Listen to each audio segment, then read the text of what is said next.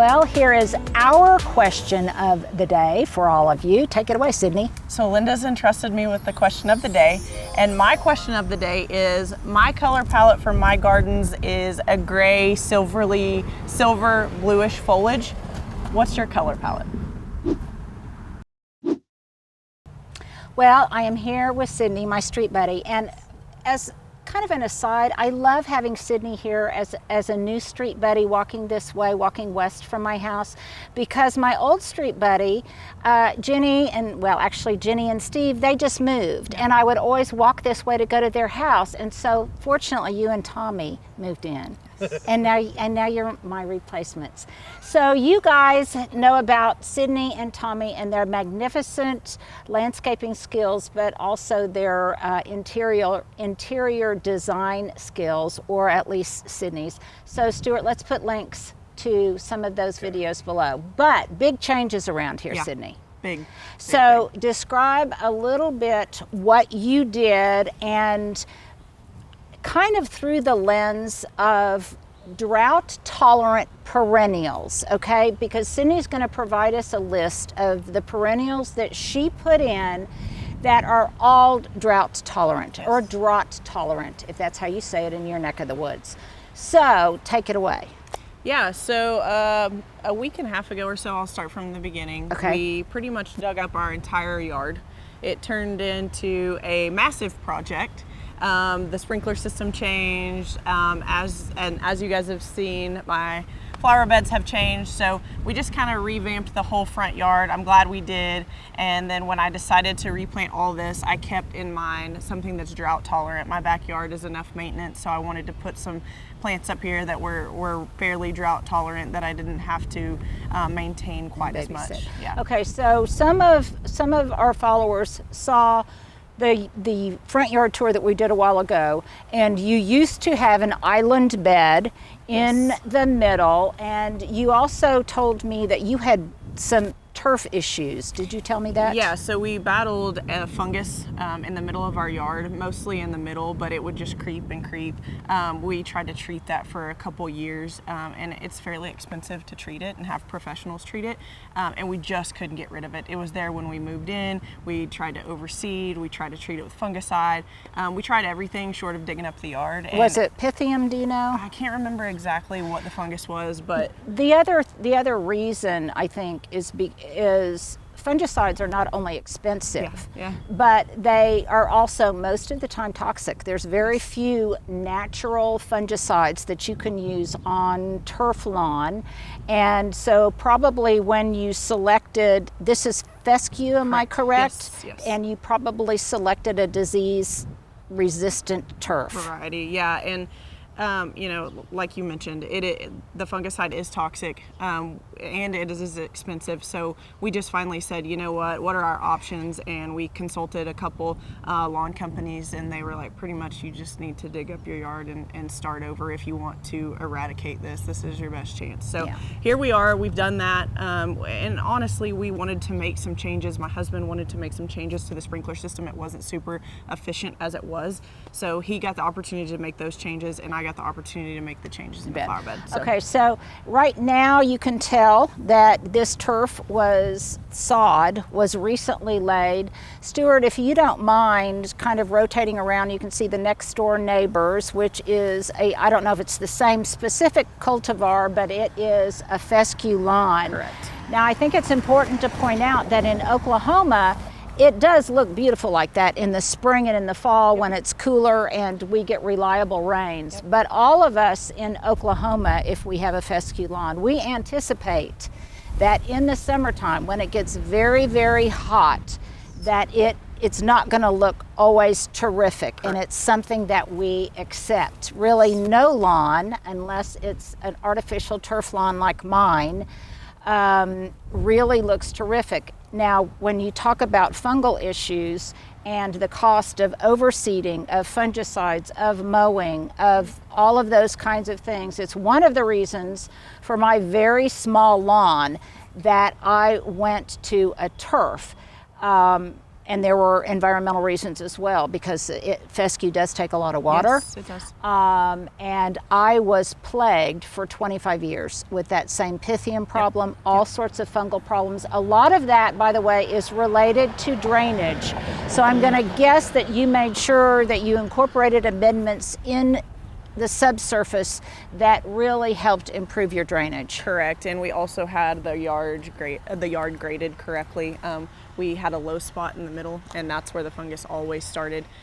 So you know, we had all of that done. We had the yard graded appropriately, and we're crossing our fingers and hoping that this is the solution to the problem. So now, correct me if I'm wrong, but I believe you and we have so many similarities in our design preferences, I think. And one of them, correct me again if I'm wrong, you inherited the landscape that was here before, and there was I wouldn't even call it large, it was kind of a medium-sized bed that was in the middle of the lawn, and some trees were lost at some point. And so you are kind of like me in this regard, that I'm not a huge fan of island beds. Yep. Now, believe me, if you have an island bed, it's subjective, whether you like them or you don't. And I just am not a huge fan of island beds that kind of float out there when they're not in reference to something else. Sure. And perhaps in the past they were in reference to trees that no longer exist. Correct. So I'll be honest, we put the island bed in. That's the great thing about landscaping, is it can always be changed. You know, I made a mistake when we first moved in, and I thought, well, I'm just going to put a bed around these two fairly small sycamores that the previous owners had planted. And one of them was planted about right here, and the other one probably 10 feet that way. Okay. And we moved in, we had a lot going on, and I wasn't even thinking, well, this tree was gonna have to be removed because it was gonna grow into this tree. And then we ended up losing them in the ice storm. So, you know, all in all, I was like, this bed's gotta go. One of these trees was gonna have to go anyways. And we lost both of them, so that helped me, you know, make that decision. So we took that out, and I'm so much happier with this. Well, and I think it's important to say that as you learn more, your tastes and what you like changes. But the other thing is, Mother Nature really enforces change upon us sometimes, whether we like it or not, and also creates opportunities. So in the process of getting new turf, you installed this bed. So can you give us a kind of an orientation of and maybe a little bit of the scale of it? Yeah, so the orientation, we had the bed came off of that. If you've seen the previous videos, you probably remember that it came right out in front of the Blue Atlas cedar there. It was fairly small. I didn't have a ton of room to plant. I wanted some more space. I also wanted to incorporate this tree into the flower bed. And so I just decided to come all the way down past this tree. We had to work around some things over here on this side where Stuart's working right now. Our water meter's over there, some sprinkler system boxes are over there. So I couldn't get the shape exactly how I wanted it, but we had to work around a few things. And so yeah, I kind of just decided I wanted some soft curves and flows. And so it extended it quite a bit. So another orientation is that your house, like mine, faces south. Correct, yes. And this bed has west and east exposure, but pretty intense western exposure in the heat of summer. Yeah, our neighbor's tree right there, that massive sycamore, it lost a lot of limbs in the ice storm a couple Octobers ago, but it does provide a lot of afternoon shade. Oh, it does. For over here. So it does a fairly good job of providing shade. It used to provide a lot more, but I did select some plants and perennials that would tolerate some of the afternoon heat. So people are going to want to know, and believe me, I am going to get to the perennial list, which we're going to provide at the end. They're going to want to know, how did you get these big boulders in place, and how are they incorporated into the edging, etc.? Yeah, so the boulders, as I mentioned before, Alex Martinez, he is the guy that does all the heavy lifting for us out here. He's the guy that dug up the yard. He's the guy that redid the sprinkler system. He's the guy that brought in the boulders. He has the heavy machinery and equipment to do that. So he brought that in. Some of these boulders were actually in our landscape already, and almost all of this edging was out here in our island bed, so we reused almost all of this. You can see over there that small piece, isn't it? And that's the only new piece of edging, and we brought in a couple boulders. But he does all of that for us just because we don't have the machinery to do it. So yeah. And these kind of boulders are very popular in Oklahoma. And you have stone on your house, so you have stone in your landscape. Now, everyone does not like this, and I don't know that if I had a real traditional colonial brick house that I would want to have these kinds of natural indigenous stones in my landscape, but yours harmonizes and communicates with the architecture of your home, and I think does so just really beautifully, and will continue to be enhanced by things as they grow.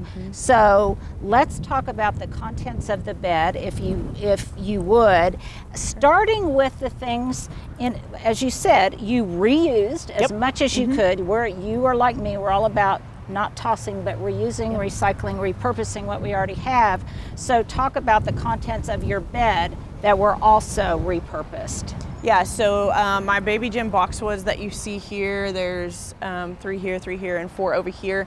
I incorporated those. I actually dug those up, I don't know, 3 or 4 days before they came to do the yard and dig the yard up. I just dug the root balls up with the dirt. I laid them back there on a tarp. I watered them every day, and they look like they never came out of the ground. Yeah. So pretty resilient plants.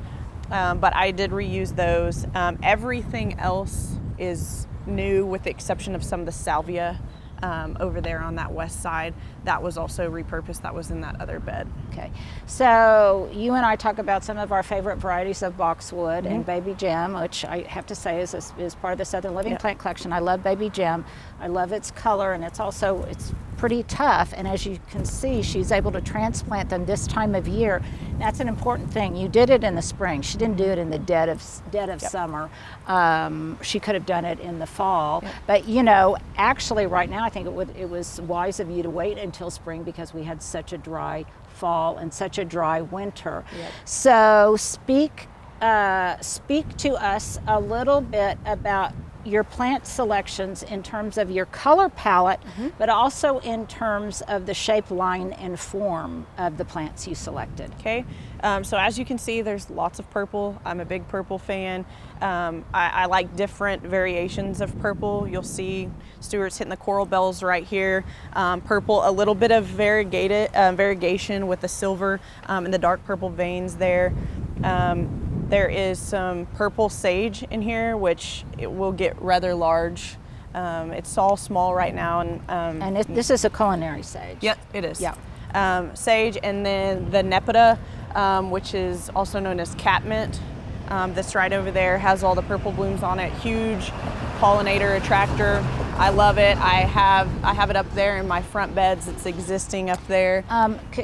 Excuse me for just a minute. Can you do you know what variety that is? That said hybrid on it when I purchased it, so I'm not sure exactly how big it's going to get. Okay. I think there is a variety, and you followers correct me if I'm wrong, that's called Walker's Low. Yes. And that looks like it might be Walker's Low, which stays a little bit lower. I have to ask you, as you talk about it, it's very prone, I think, to spider mite at the end of summer. So how do you deal with that? So I neglect it. I'm going to be honest with you. Catmint, I have had really good luck with catmint. I know some people that have catmint in their gardens, and they're like, how does yours look like that? Well, after the first flush of blooms, I cut it back, not to the ground. I cut the first flush of blooms off. It'll flush back again. And honestly, I just neglect it. Overwatering it is the problem.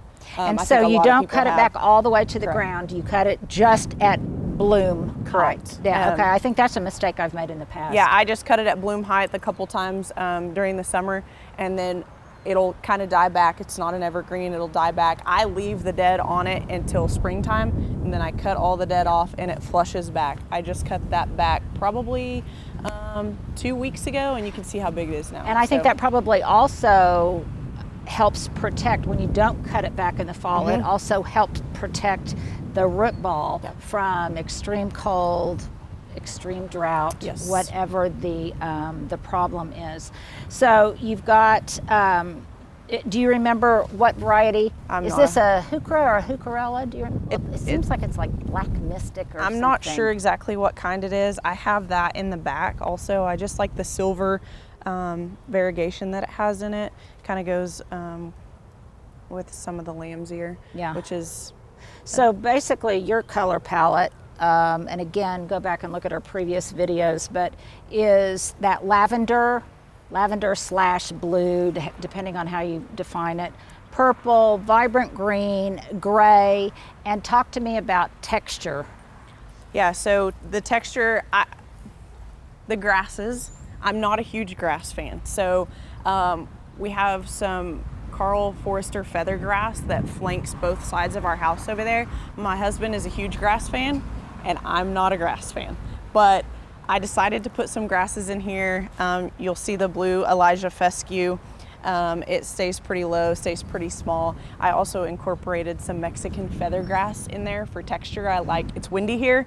It looks good when it's wind blown. Yeah. Mm-hmm. So I decided to incorporate some grasses. My husband was super excited. He never thought that he would see the day. So, but I love the way it will look and the shadows it will create when it cascades over the stone. And then you have some Columbine here. Columbine, yeah, this is actually going to be my first experience with Columbine. I like the wispiness of it. When the grass gets bigger, I will like the wispiness of the blooms popping out of the grass. So that's my thought behind that. But it is my first time planting Columbine, so we'll see how it goes. Well, and I am definitely going to, let's go through your plant list, and then I think I thought of a couple of plants that I have that I will gift to you that I think would go great in here. And I mentioned the lamb's ear. This is the first honeybee I've seen all season. I'm super excited about really? that. I've had them in mine for a while. My backyard usually buzzes because my hollies bloom, and my backyard just usually buzzes, and I haven't seen any. I wonder if if the wind has affected them, or I'm not sure, but that makes me excited because usually I have a bunch of bumblebees and a ton of honeybees that are attracted to the Nepeta and the blooms on my hollies in the back. So that's wonderful. Yeah. And you see, before we go too much, let's go stick with the perennials. So I see some that we haven't discussed yet. Yep, some Artemisia there. It's that silvery kind of leafy texture.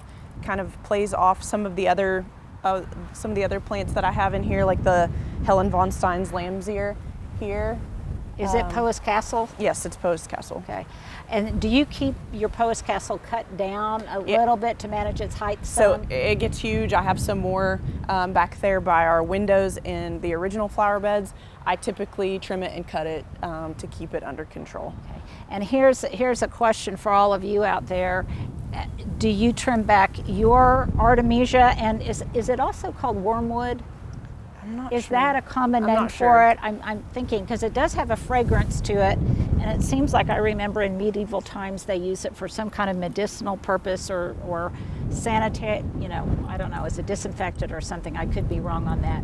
So then in the back, do I spy some society garlic? There's some society garlic back there. Again, it's my first time planting society garlic. I'm kind of going for, as I mentioned earlier, the wispier look when the Artemisia grows up and things like that. You'll see the purple blooms from the society garlic sticking up through there. And blowing in the wind, of course. And blowing in the wind. And I have some Russian sage back there. Again, really drought tolerant. I have it on the other side of my house over here on the east side. Don't do anything to it. Cut it back in the spring. Yes, and it gets huge and blooms, and it's a great pollinator magnet. And you've got more. I just love the way, because I'm all about edible landscaping. I love the way you have mixed this purple foliage. And share with me where you bought your plants, because you guys, this is a really good. It's a really good tip. So a lot of these plants came from Ace Hardware. What I have found over the years is one Ace may not have the amount of plants that you need, and you may have to go to a couple Aces, but it's significantly cheaper than some of the local nurseries and say, even Lowe's or Home Depot. Yeah, and I think also it seems a little friendlier. It's a little more neighborhoody, and I think they take a little bit better care of their plants. I would agree. And honestly, I was having trouble finding purple sage, and I found the purple sage at Ace Hardware.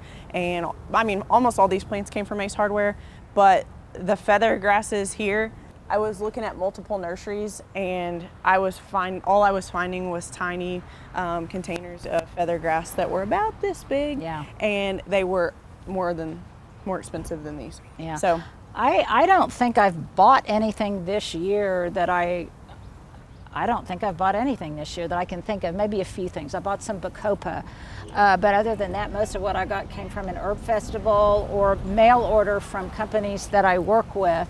You've got some salvia on the other side. Is that May night? May night salvia, yes, real purple blooms. Again, everything's purple. Everything's purple. Everything's purple. So is that salvia too? This is not salvia, just that over there on that side. That's the catmint. Bless you, Stuart. Bless you, Stuart. And a minute ago, if you saw the camera wobble, it was because there was a wind gust and it about blew Stuart over, and it's a repeat then, with the exception of I see maybe is that Silver Queen Artemisia, and that was in my front flower bed also. So I just repurposed that there. I'm going to kind of trail it over the rocks once it gets a little bit bigger, but. And I like the way things are loose and free form, so some of it will also cascade over the edge and soften the edging. So in terms of annual color, I see spots of white, and what is that? Petunias. Are they super petunias? They're not super petunias. Nope, just regular. I wanted to plant, because I have so much more space now. I wanted to get something that got a little bit bigger. So I decided to go with petunias this year, and petunias are really pretty easy. I know they get leggy, but I'll probably let them leg out a little bit and cover some space in these beds and trim them up when needed. But and watch for budworm. Yeah. So let's talk about a few other things, because how do you have this mulched? It's just regular basic mulch. It's grade A mulch. It's finer than. Is it a cedar mulch? It's a cedar grade A mulch. Yep. Getting grade A mulch, you can throw your opinion in it as well, but I think when I get grade A mulch, it just all comes together, and it also keeps everything under much more moist than just the regular mulch that you can get at Home Depot or Lowe's. Two things that I think are important to talk about. First of all, before you laid down your mulch, you watered everything in extremely well, because you were telling me yesterday that it's just been so windy and so dry. You can stick your finger down in there and you can water, but then the water barely permeates the mulch to get to what is underneath it. So first you watered extremely well, then you put the mulch on top to hold in that moisture. Correct. And something else that I think is always important to point out is when you came in and you added soil and you added mulch, you were very careful because this has kind of an owie in it. Yep. And so you were very careful, we might even pull that back just a little bit more, not to really bury that trunk in any way. So you didn't do the volcano around the trunk of the tree. You want to keep only about an inch of mulch around it, and you can see right there, there's soil. And because you don't want this lesion to stay overly moist and be a vector for infection or pests and then have that travel up. So that's important if you're putting in a flower bed around an existing tree, that you're very careful that you don't bury it. If it doesn't have an owie, does it matter as much? It still matters because it can then create an owie. It can create an owie. And so you want to make sure that it has good air circulation. And the other thing is, you really want trees to be able to show some of that root flare a little bit, because most trees don't put down a really deep taproot. They put out lateral root growth, which helps stabilize it in these extremely windy conditions. And So that's very important. You want it to be able to really go laterally. And then all of these plants will, as the tree grows, will adapt around it. And this tree isn't so old that the root ball was prohibitively difficult for you to be able to plant around. So it's kind of one of those mulch basics, but I love the way this looks. And I love the way it has so much movement and so much, not only it's got a beautiful harmonious color palette, because you're like me, we like a tighter color palette. But speak to me a little bit, Sydney, about the different shapes and forms of the plants. Yeah, so as I mentioned earlier, I'm not a huge grass person, but I did choose to put grasses in this landscape. So the wispiness of the blue Elijah fescue, the wispiness of the feather grass, the mounding effect that the Nepeta, the cat's mint, and the lamb's ear is going to have, those will be more mounding perennials. Everything, the Artemisia, the society garlic will get taller, more shrub-like, and then the purple sage will almost get shrub-like too. So as you can see, like the grasses, basically, they look bigger now, but the purple sage will get bigger than the grasses. So it'll have a staged effect as it grows. Well, and it's very layered, so to a certain extent, the shorter things are in the foreground, though that's not, you're not slavish about that. Most of the shorter things in the foreground. The other thing that I love that you have done is the light reflective quality of the different plants. So you've got your really glossy green baby gems, you've got the different hues of green. A lot of it is blue-green, some of it is a deep, intense green, but it all harmonizes. And then some of it has a very gray matte consistency to it and texture to it. And then of course the lamb's ear is just brilliant for its fuzzy texture. So there's so much textural interest. I can't wait to see how it evolves over time. So you did say you'll get us a plant list. Yep, sure will. So if you want to recreate this in your own gardens, you can. I may have to steal some of these ideas from you. I like the way that it is rather extremely interesting, but very formulaic in that you repeated the same plants over a space. You clumped in your design the boxwood together. So I really love that. I love the way it has movement, and very much, you and I were talking about this yesterday, speak a little bit to your placement of the plants based on what their exposure needs are. Yeah, so we'll start with the salvia over on that side. Salvia is really tough. I've yet to kill a salvia plant. I don't know about you, but it can take a lot of heat. It can take a lot of sun. So I placed that and most of the Russian sage and the catmint on that western side. We'll see what happens with the society garlic over there. I'm not really sure. It's kind of an experiment. Artemisia can take some sun. So most of the really, really tough plants are over on the west side. And some of those may have to move. You know how it goes. But we'll see how they do. And I placed those over there for heat reasons. Yeah, because you know as well as I, a garden is not static at all. It's very dynamic, and you're always moving things around. You don't just put it in place and then expect everything to thrive. So I love this, and I'm seeing here, you and I were talking about this, that you have the same mounding form here in your dwarf yopons that were already here. Yeah. But that you're not a big fan of it.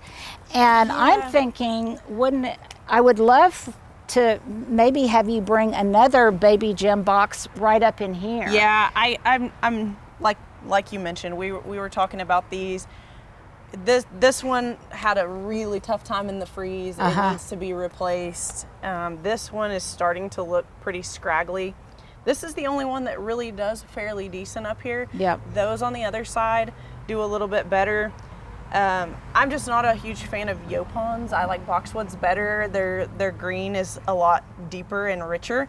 As you can see in some of these, they have more of a red hue, a red tint, versus the real shiny green, which I like better. So, and they're not reliably evergreen. Correct. So sometimes they will lose their foliage. However, they're a tough plant, Yeah. and they are a good doppelganger for boxwood if you can't. But it would be you could complete that rhythm of boxwood up here. I think we talked about that, maybe adding another boxwood. And then there's a couple of things I would love to gift you. Okay. So right now, you guys have seen in my garden, and you have seen in my garden, that I also have purple Columbine, and when it goes to seed, I would love for you to incorporate some of that seed into your garden beds, because it's a little bit different form and a little bit different texture than what you already have. So it would be beautiful, but very much still within your color palette, and I think it would be wonderful. And then today, as I was walking in my own garden, I have some Spanish bluebells that are just exactly this color of lavender, and they would come back year after year and would give you some spring interest. You could leave them there, and it would really speak to this whole language, this soft language that you have, and I just love it. The other, I think, good thing about these soft colors is it gets so hot here in Oklahoma, and these are cooler colors. Yep. I'm just a big fan of the silver, the velvety texture. The Helen von Stein's lamb's ear, I have great luck with it. It gets really big for me. I can divide it and plant it in other places in my garden. It's also not a bloomer, so as you know, lamb's ear will seed itself in everywhere and look straggly. So that's particularly why I buy that variety, is just because it doesn't bloom, so it's not going to seed itself. It already gets big enough and it already naturalizes enough that I don't need seeds to go in the mix. Absolutely. So if you are getting ready to start your own garden and you want it to be drought tolerant and you want it in this softer tonal range, then Sydney's going to provide us with a list of these very drought tolerant plants, and she's shared her tips on how you can try to be water wise, and some of it, let's face it, it's experimental, because in Oklahoma, I sometimes say trees are annuals. Yeah. And when we put in the sprinkler system, we adjusted the sprinkler system to come over here. But to be honest with you, with the mulch, as we were talking, you mentioned it earlier in the video, that you can turn on a sprinkler system over this mulch and then peel away the mulch, and there's no moisture underneath. The mulch has soaked it all up. I find it easier and way more efficient to spot water these things. I know it's not convenient for a lot of people to come out here and spot water, but it is the best way to do it, and the best water-wise way to do it. And especially when it's getting established.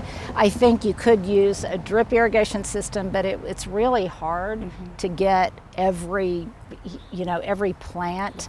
And so initially, at least, you do have to do some supplemental watering if you're in a drought, and we're in a drought right now. So I think your plant selections for pollinator friendliness, for good water use, and usually you told me that while you're getting your turf established, you are leaving your sprinkler system on, but I think you're like me. Do you usually leave it on manual unless so you can only water when you really need to, so it's not going off when it's not absolutely necessary. And the other thing is just, I see Sydney out here all of the time. I walk down here and she'll be out here checking on things, and there's no substitute for that.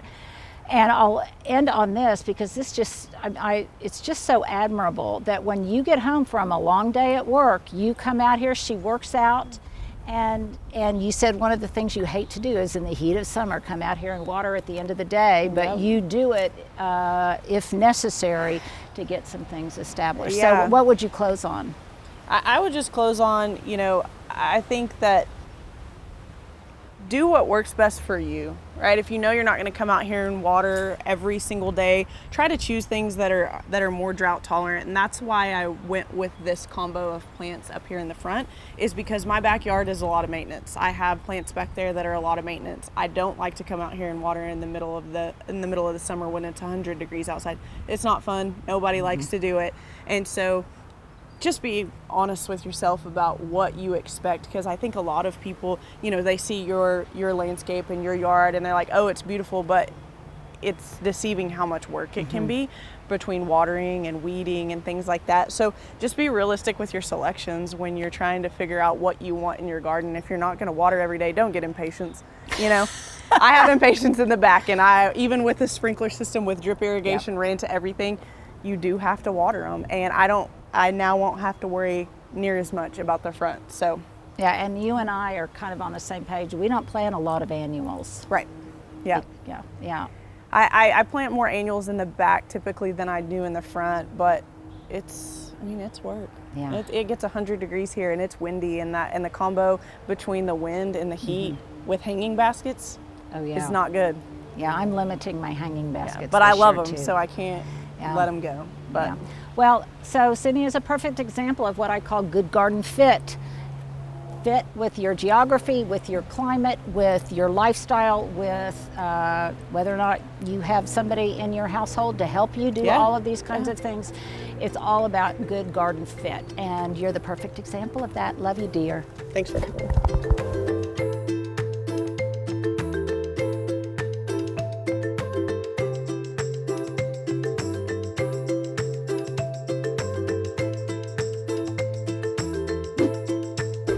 Well, you guys get a twofer today for the outfit of the day.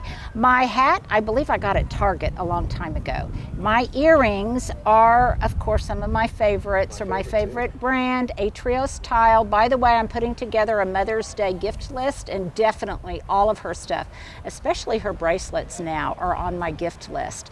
My top, I really can't remember where I got it. It was someplace online. It's an off-brand. Can't remember where I got it. My breeches are the same ones you guys have seen earlier in the week. They are Land's End. And my shoes, which are kind of cute, are I got these at Nordstrom Rack. They've got kind of that jelly heel. So I'm embarrassed now because Sydney has a beautiful pedicure. I need to get one. So Sydney, take it away. Yeah, so my shirt is Madewell. My jeans are Mother. My shoes are, I believe they're called Brand X. I'm not 100% sure on that. And then I wear my normal jewelry, and you specifically ask about my necklace. I love that necklace. It's Tiffany's. So. Of course it is. I love it. It is absolutely beautiful. It's an everyday necklace. I wear it all the time. I've had it for years and years. I'm surprised I haven't noticed it I run before. in it. I wear it every single day. It never comes off. So. And your sunglasses. Maui Jim. Have we forgotten anything, Stuart? I don't think so. Okay. There is your duo of your outfit du jour.